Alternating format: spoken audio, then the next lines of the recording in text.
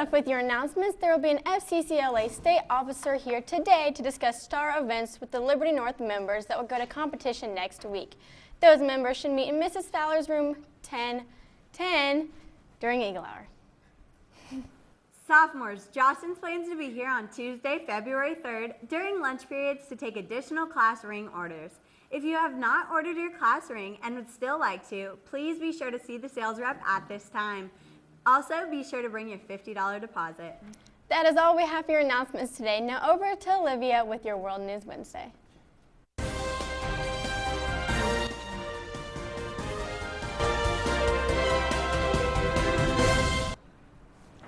The Koch brothers, founders and CEOs of Koch Industries, have recently pledged a roughly $900 million to contribute to conservative campaigns in the 2016 presidential elections.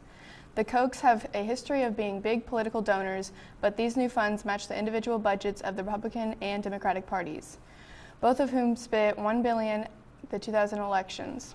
This single pledge also completely dwarfs the fundraising of both main political parties by over $300 million. We'll see if this move will pay out in the end. On the other side of the world, South Korea has begun a push to turn the demilitarized zone, the border between North and South Korea, into an eco-park. As the area already contains 5 rivers and several mountains, South Korea introduced this idea as a plan for the park to become a symbol of peace between them and North Korea. However, North Korea is not on board with this proposition, calling it an attempt to make money off tourists. Chinese customs officials on Sunday busted a Hong Kong man trying to sneak 94 iPhones into the mainland by strapping them onto his body.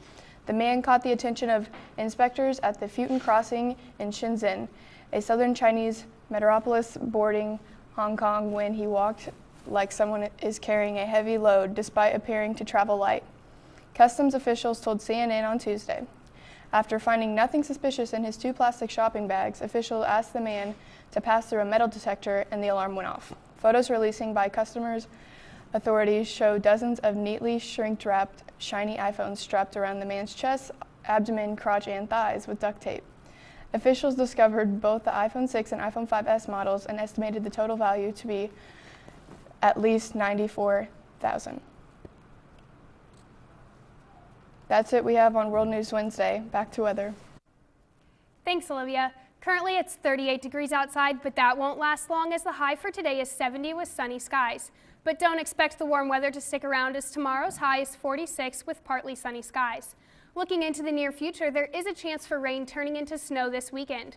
So let's hope that gives us a snow day on Monday. That's all I have for your weather today. Gage, what's new on sports?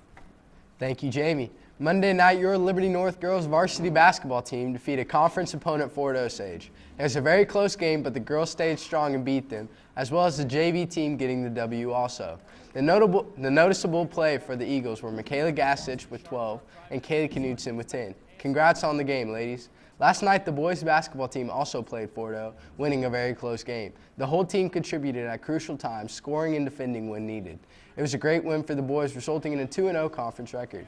The boys JV team also beat Fort O, leading to the Eagles basketball team's 4-0 against Fort Osage for this week. Keep up the good work. That's all I have for your sports today. Now let's take a look at the Polar Plunge.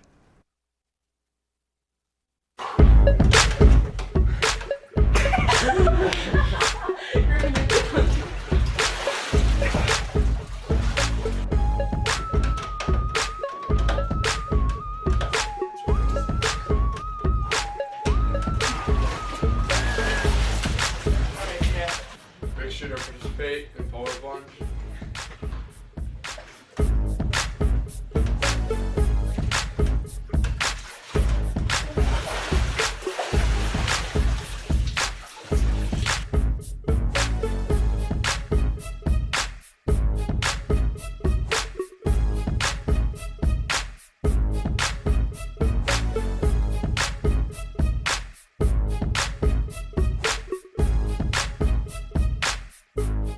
The Polar Plunge raises money for a very worthy cause, the Special Olympics. So be sure to go check it out or talk to Mrs. Plaster about ways you can help.